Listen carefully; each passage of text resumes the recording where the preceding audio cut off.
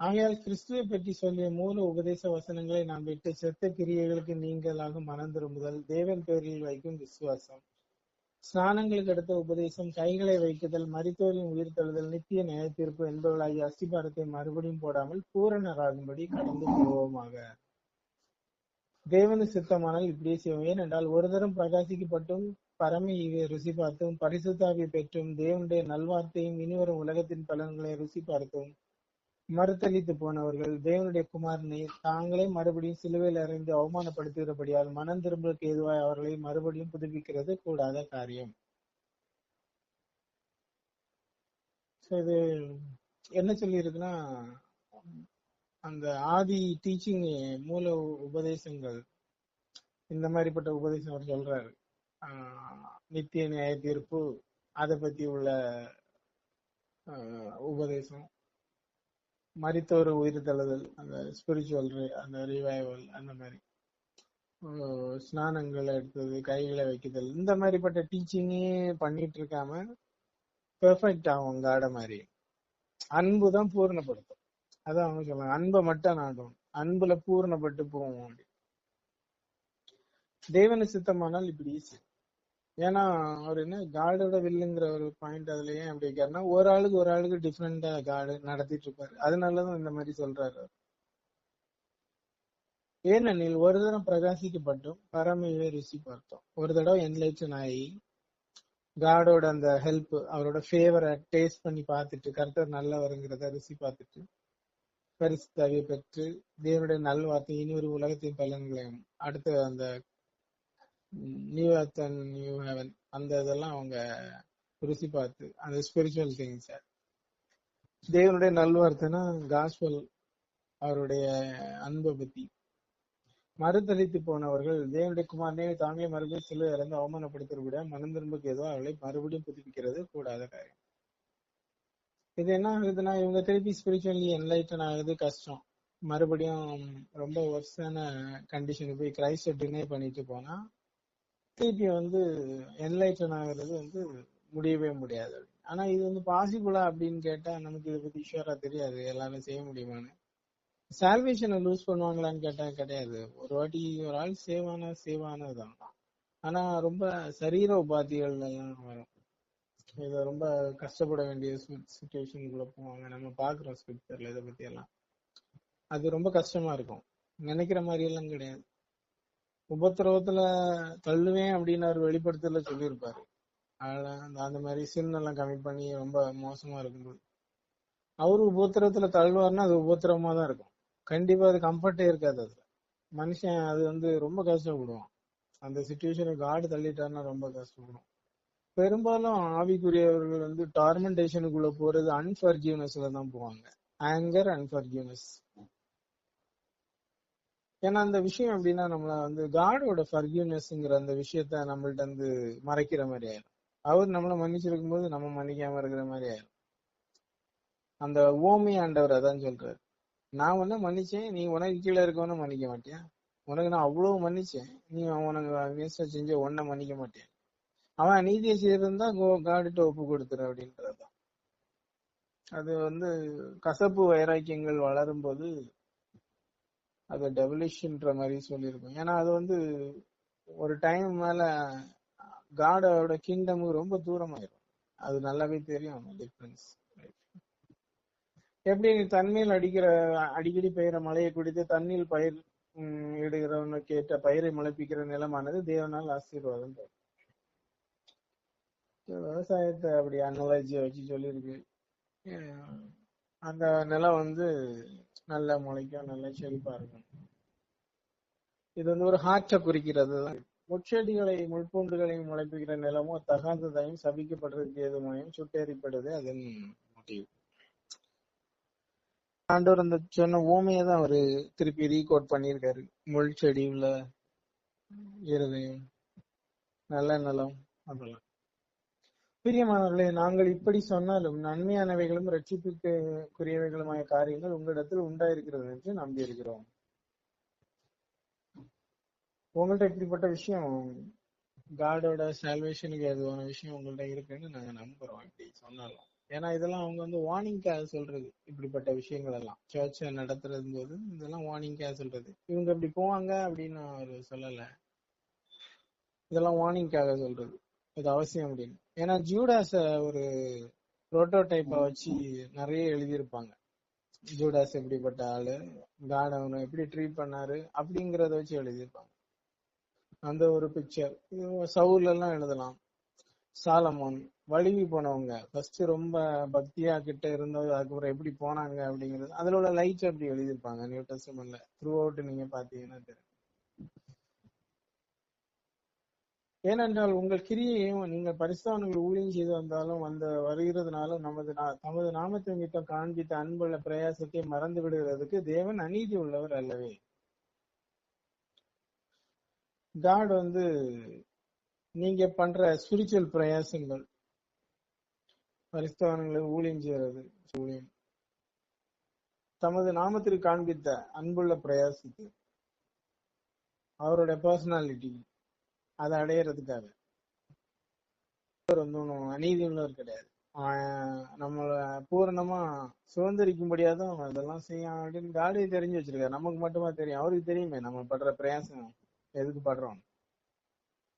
அவர் அதெல்லாம் மறக்க தேவன் அநீதி உள்ளவர்களும் கிடையாது, அவர் அறிஞ்சிருக்கிறார். அதெல்லாம் நீங்கள் அசதியாயிராமல் வாக்குத்தத்தம் ஆசீர்வாதங்களை விசுவாசத்தினாலும் நீடிய பொறுமையினாலும் சுதந்திரத்தை கொள்ளுகிறவர்களை பின்பற்றுகிறவர்களாக இருந்து உங்கள் நம்பிக்கையின் பூரண நிச்சயம் உண்டாகும்படி நீங்கள் யாவரும் முடிவு பெறிந்தோ அப்படியே ஜாக்கிரதையை காண்பிக்க வேண்டும் என்று ஆசையா இருக்கிறோம்.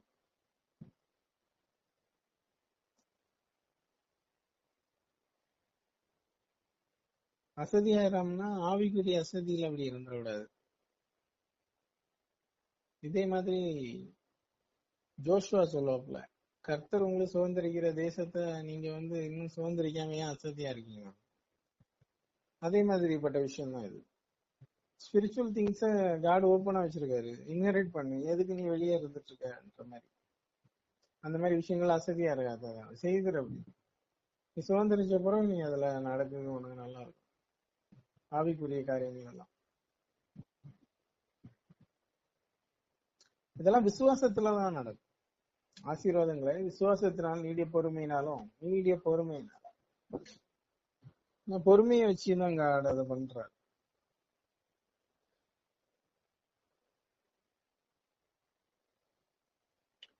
ஆபிரகாமுக்கு தேவன் வாக்குத்தத்தம் பண்ணின போது ஆணையிடும்படி தம்மிலும் பெரியவர் ஒருவரும் இல்லாதபடியால் தமது பேரிலே தானே ஆணையிட்டு, நிச்சயமா நான் உன்னை ஆசீர்வதித்து உன்னை பெருகவே பெருக பண்ணுவேன் என்றார்.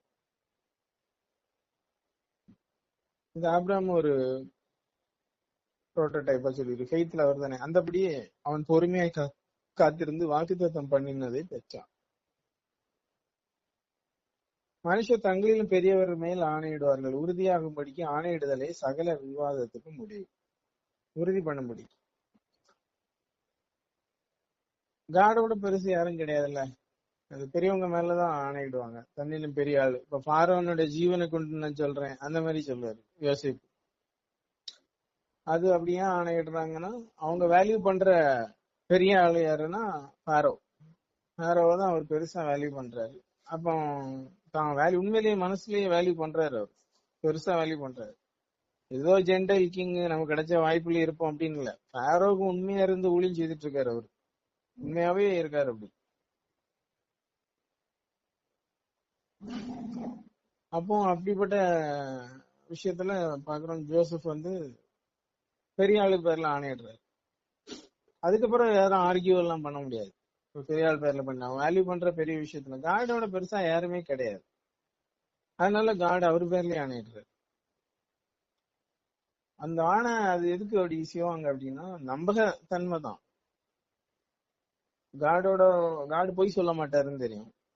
அவர் மேலே ஆணையிட்டு சொல்லியிருக்காருன்னா கண்டிப்பா நிறைவேற்றுவார். இப்ப இது ஒரு மனுஷன் பேர்ல ஆணையிட்டு சொல்றாருன்னா அவன் செத்ததோட போச்சு அந்த ஆணை. காடு போக மாட்டாரு, அந்த ஆணை எப்பவுமே இருக்கும். காடு அவரு மேல ப்ராமிஸ் பண்ணி ஒண்ணு சொன்னாருன்னா அது மாறவே செய்யாது. ஒரு டைம் அதை செய்துருவார் கண்டிப்பா. அவரோட கையெல்லாம் திருப்ப முடியாது. என்ன செஞ்சும் காடோட மென்டாலிட்டி எல்லாம் மாத்தவே முடியாது. பூமியில உள்ள எல்லா விதமான ஞானிகளும் மந்திரவாதிகள் எல்லாம் சேர்ந்து இருந்து ஏதாவது ஒண்ணு ட்ரை பண்ணணும்னு காடோட சாயல் தான் மனுஷன், அதை இழந்துட்டான். எல்லாரும் சேர்ந்து ஃபுல்லா டெடிகேட்டடா இருந்து எல்லாம் என்னதான் ஒண்ணு ஒரு காடோட பவர்ல அவரோட ஏஞ்சலிக் அத்தாரிட்டியில எதையாவது ஒண்ணு செய்யலாம்னு நினைச்சா கூட காட் ஒரு செகண்ட்ல எல்லாத்தையும் முடிச்சிருவாரு. காட் அவ்வளவு பவர்ஃபுல். எப்படி நான் இது சொல்லனா, பெரிய உபோத்திர போராட்டங்கள் இருக்கும்போது இதுல இருந்து காட் எப்படி டெலிவர் பண்ணுவாரு அப்படின்ற மாதிரி எல்லாம் சந்தேகம் வந்து உங்கள்கிட்ட. ரொம்ப பாண்டேஜ்ல இருக்கேனே அப்படின்னு செகண்ட்ல காடோட பிரசன்ஸ் வரும். அதோட எல்லாம் ஒண்ணும் காணாது. அவ்வளவு பவர்ஃபுல்லா இருக்கும் காடோட பிரசன்ஸ். இவ்வளவுதான் அவர்கிட்ட உண்டான்னு கேட்டா அப்படி கிடையாது. காடோட பிரசன்ஸோட ஃபுல்னஸ் எல்லாம் தாங்குற மாதிரி அந்த சூழ்நிலையில நம்ம இல்லைன்னு நினைக்கிறேன். ஒரு டிகிரில எல்லாம் நான் பாத்திருக்கேன் ரொம்ப ஹை ஸ்டேட்ல அந்த பிரசன்ஸ் எல்லாம் எப்படி இருக்கும்னா நம்மளே இலுமினேட் ஆகும். இந்த மாதிரி வெளிச்சம் ஆகி பிரகாசம் ஆகிட்டே இருக்கும். நம்மளே நார்மலா பிசிக்கல் திங்ஸ் எல்லாம் ஃபீல் பண்ணாத மாதிரி எல்லாம் இருக்கும். ஃபுல்லா ஸ்பிரிட் மாதிரியே ஃபீல் இருக்கும். அப்படி எல்லாம் இருக்கு காடோட பிரசன்ஸோட டிகிரி, அந்த ஹையர் டிகிரி. இதுக்கு மேலேயும் இருக்கும், தெரியல அதை பத்தி. நம்ம இதுதான் காடுக்கு ஒரு லிமிட் செட் பண்ண முடியாது. அதான் அதுல உள்ள விஷயம். ஏன்னா அது இன்ஃபினிட்டா இருக்கும். காடோட எல்லா விஷயத்துக்கும் அளவே கிடையாது. இவ்வளவுதான் அப்படின்னு நம்ம ஒண்ணு வச்சுட்டோம்னா அது ஒரு இன்னொன்னு கிரியேட் பண்ணதுன்னு ஆயிரும். நீங்க இதோட அளவு இவ்வளவுதான் அப்படின்னு சொன்னாலே அது ஒரு வடிவமைக்கப்பட்டது ஒரு டைம்ல ஒரு ஆளால உண்டாக்கப்பட்டது. காடோட விஷயத்தை யாரு உண்டாக்குவா? யாருமே பண்ண முடியாது. அவரு எப்படி லிமிட்லெஸ்ஸா இருக்காரோ அதே மாதிரிதான் அவரோட விஷயங்கள் எதுவுமே லிமிட் கிடையாது.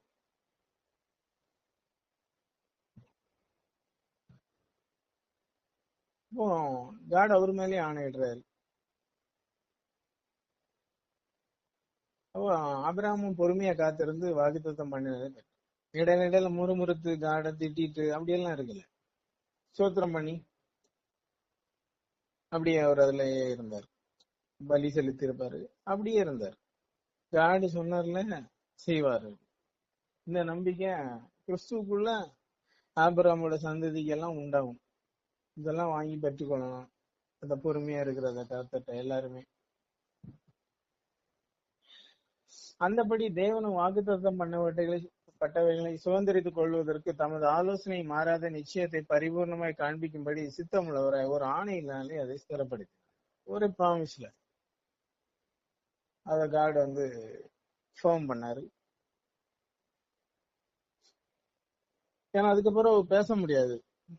இந்த டைம் இப்படி காடு பண்ணினாரு இப்படி ஆகுது இல்ல, அவர் சொல்லியிருக்காரு, ஆணையிட்டு இருக்காரு, என்ன அதுக்கு மேல பேசக்கூடாது. அது பண்ணும்போது என்ன ஆகும்னா நம்ம காடோட வேர்டை, அவரோட வேர்டை வந்து வேல்யூ பண்ணாத மாதிரியே, ஒரு வார்த்தையை வந்து நம்பாத மாதிரி, அப்போ நம்ம ஃபெய்த்தே ஷேக் ஆயிரும். அதுல காடோட வார்த்தையை நம்ம நம்பலனாலே நம்ம விசுவாசமே ஷேக் ஆயிரும். ஆனா ஃபெய்த்தே வார்த்தையில தான் இருக்கு. வார்த்தையை நம்புறதுலதான் இருக்கு ஃபெய்த்தே. ஒரு ஆள் சொல்றத நம்ம நம்புறோம், அதுலதான் இருக்கு நம்பிக்கை. அந்த ஆளை பத்தி உள்ள வார்த்தையை நம்புறது. அப்போ காடோட வேர்டை நம்ம கொடுத்துருக்கு, அதை நம்பணும். காடே பேசுறதா நம்பணும், நம்பிக்கையை ஏற்றுக்கொள்ளணும். நமக்கு ஆத்துமாக்கு நல்லா தெரியும் இது வந்து நீதி உள்ள வார்த்தை, அப்ப அதை ஏற்றுக்கொள்ளணும்.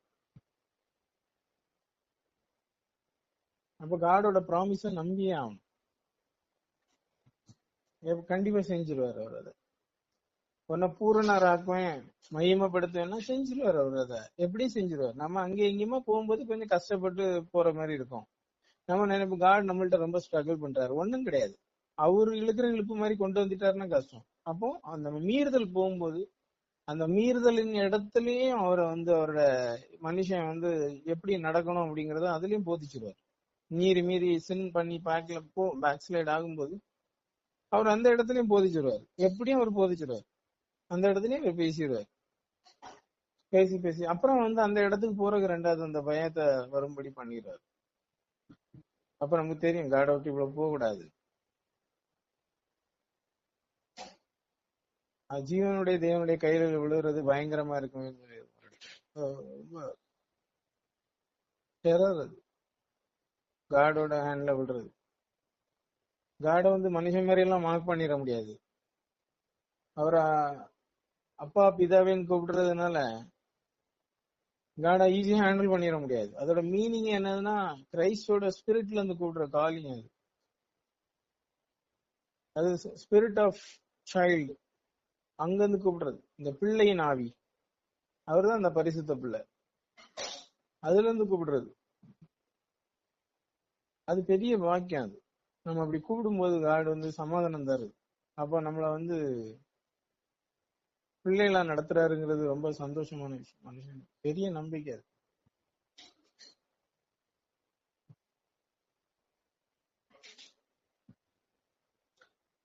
நமக்கு முன் வைக்கப்பட்ட நம்பிக்கையை பற்றி கொள்ளும்படி அடைக்கலமாய் ஓடி வந்த நமக்கு இரண்டு மாறாத விசேஷங்களினால் நிறைந்த ஆறுதல் உண்டாகும்படி எல்லாம் எவ்வளவு வேணும் பொய்யுறாதே தேவன் அப்படி செய்தார். பொய் சொல்ல மாட்டார்ல, அதனால காட் ப்ராமிஸ் பண்ணாரு, அதனால அப்படி செய்தாரு. அடைக்கலமா ஓடி வந்தோன்னா ரெஃப்யூஜ்காக வந்தவங்க. இது வந்து அடைக்கல பட்டணம்ன்ற மாதிரி ஒண்ணு இருக்கு, அங்க போறவன கொல்லக்கூடாது. அதுக்கு கொஞ்சம் ரிலேட் பண்ணி இத வார்த்தைகளை யூஸ் பண்ணிருக்கு. தப்பு செஞ்சுட்டு அங்க போனோன்னு கொல்லக்கூடாது. கிரைஸ்ட் வந்து அந்த அதுக்கு ஒப்பிட்டு நிறைய ப்ரீச்சர் பேசுவாங்க. நம்ம அது பார்க்கணும். அதை பத்தி மெடிடேட் பண்ணும்போது தெரியும் அது அப்படி ரிலேட் பண்ணலாமா அப்படி. ஏன்னா அது விசாரிக்கப்படும் முன்னாடி அவனை கொல்லக்கூடாதுங்கிறக்காக கொண்டு வச்சிருக்கோம்.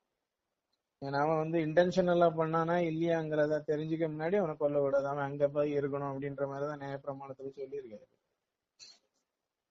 அதனால அதை பத்தி பார்க்கணும். கிரைஸ்ட் வந்து அப்படி கிடையாது. கிரைஸ்ட் வந்து அவர்கிட்ட போகும்போது நம்ம சின்னர்னு ஃபுல்லா தெரிஞ்சுதான் அங்க போறதே. பாஸ் ஓவர் லேம்ப் அவர், நம்மளோட பஸ்கா ஆட்டுக்குட்டி. எல்லாருக்குமே காடோட ஆங்கர் வராம இருக்கிறது நம்ம மேல இருக்கு அந்த பிளட். ஒரு நாளும் வராது காடோட ஆங்கர், ஒரு நாளும் நம்பவே விடாது, வராது. நம்ம அந்த இருட்டோட ஆதிக்கங்களை தேடி அப்படி போகும்போது அதோட விளைவை காட்டி கூட்டிட்டு வருவார், அவ்வளவுதான். அவர் நம்ம மேல கோபம் எல்லாம் படவே மாட்டார். என் பிள்ளைங்களுக்கும் ரொம்ப உபத்திரப்படுத்தி என்ன எரிச்சல் படுத்திட்டே இருப்பாங்க. சரி அவங்க போக்க கொஞ்சம் விடுவேன், விட்டுட்டு அப்ப தெரியுதா நான் ஏன் இவ்வளவு நேரம் அங்க போகாதுன்னு சொன்னேன் அப்படின்னு ரெண்டாவது கூப்பிடுவேன். இதனாலதான் நான் போக விடாதுன்னு சொன்னேன். அது அன்பு. சொல்லி சொல்லி பார்ப்பேன், கேட்கவே இல்லை. சரி ஒரு தடவை அதை பண்ண முடியும். ஆனா என் ப்ரொடெக்ஷன்ல தான் இருப்பான், விட்டுற மாட்டேன், கைவிட மாட்டேன், எனிமையெல்லாம் டச் பண்ண விட மாட்டேன். நான் பார்த்துட்டு உள்ள போய் அவங்க அந்த டெரர் கிடைச்ச உடனே ஓடிடும். இதனாலதான் நான் உன்னை போடான்னு சொன்னேன் அப்படிங்கிறது. அடுத்த தடவை போகும்போது சில பேருக்கு சில நேரம் ஹையர் டெரரா இருக்கும், ரொம்ப கஷ்டமா இருக்கும், அப்புறம் திருப்பி ஓடி வரும். நான் இதெல்லாம் ரொம்ப அதிகப்பட்டிருக்கேன் இந்த மாதிரி எல்லாம்.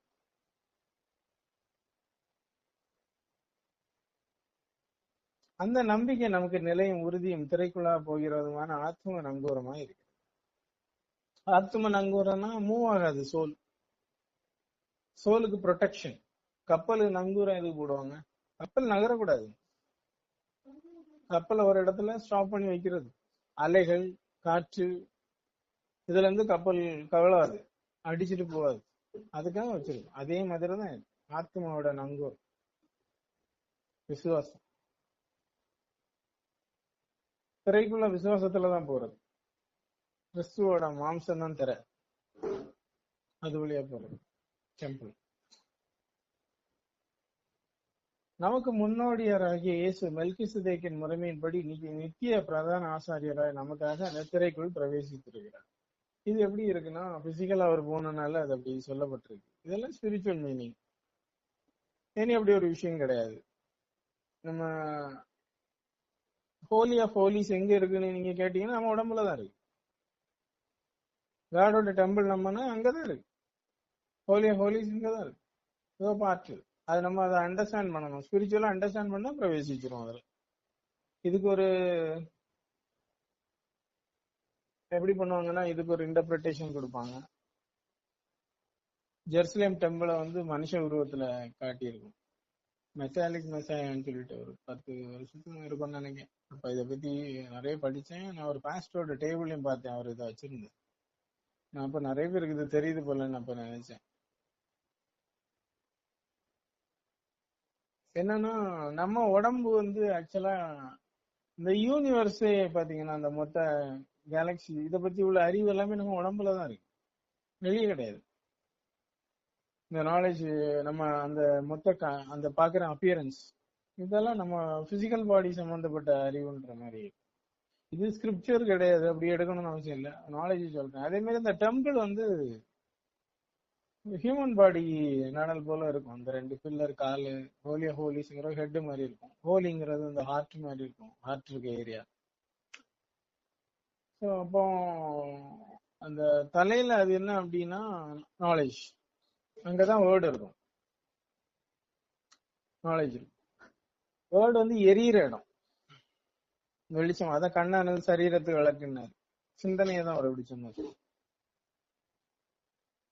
ஒர்ஷிப் வந்து ஹார்ட் பண்ணும், ஹார்ட் அப்புறம் பிரைட் ஆகி ரத்தம் எல்லா இடமும் அது அனுப்புற மாதிரி உடம்பு ஃபுல்லா பிரைட்டன் பண்ணும், ஹார்ட் ஃபுல்லா. இது ரெண்டும் அப்படி சேர்ந்து வேலை செய்யும். நம்ம பிசிக்கல் பாடியில பிளட் சிக்னலிங் சிஸ்டம் எல்லாம் வந்து பிரெயின்ல இருந்து பிளட் சப்ளை, லைஃப சப்ளை பண்றது வந்து ஹார்ட்ன்ற மாதிரி இது அப்படி வேலை செய்யும். காடோட வேர்டு அதை உணரணும். எனக்கு செவி கொடுத்து உணர்விடைங்கன்றார்கள். உணரும் போது வெளிச்சம் எரிஞ்சு அதுக்கப்புறம் டெம்பிளா இருக்கும். ஒர்ஷிப் எல்லாம் நடக்க ஆரம்பிச்சிடும், காடை பிரைஸ் பண்ண ஆரம்பிச்சிடும், நம்மள டினை பண்ணுவோம். அதான் ஒர்ஷிப். எப்ப ஒர்ஷிப்னு ஒண்ணு நடக்காதுன்னா செல்ஃப் டினையல் நடக்கவே செய்யாது. என்ன பண்ணாலும் ரிப்பண்டன்ஸ் வராது. எப்போனா நம்ம ஒரு கிரட்ஜ் சின்ன வச்சுட்டு காடிட்ட போயிடலான்னு பார்த்தா, ஒரு ஆளுக்கு அகேன்ஸ்டா கிரட்ஜை வச்சுட்டு போகணும்னு பார்த்தா போக முடியாது. குறிப்பா பிலீவர்ஸ் எப்படி சொல்லியிருக்குன்னா, உன் பேரில் உன் சகோதரன் குறை உண்டு அங்கு நினைவு கூறுவாயில், முதலாவது பலிபீடத்தின் காணிக்கையை வைத்து விட்டு போய் முன்பு உன் சகோதரன் ஒப்புறாய், பின்பு வந்து உன் காணிக்கை செய். இல்லைன்னா நடக்காதுன்றது. காணிக்கைங்கிறது நம்மள டினை பண்றது, செல்ஃப் டினை.